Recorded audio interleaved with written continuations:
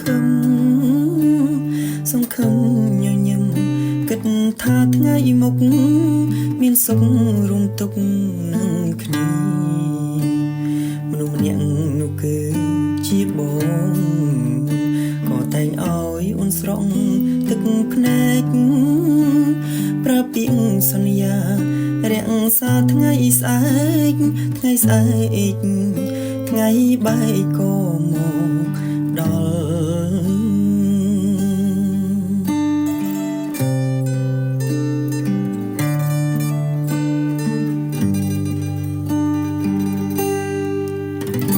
អរគុណ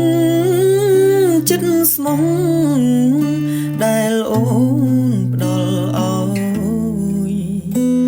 សំទងត្រានត្រើយបងមិនអាចបន្ត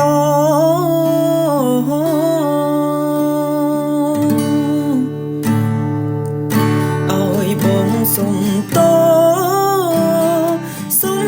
ផងចរណៃសុំតងពីស្រីបងគ្មានការអត់ធ្មត់មើលអូនលំបាំងតោកយ៉ាងក្បែរមនុស្សដែលគ្មានក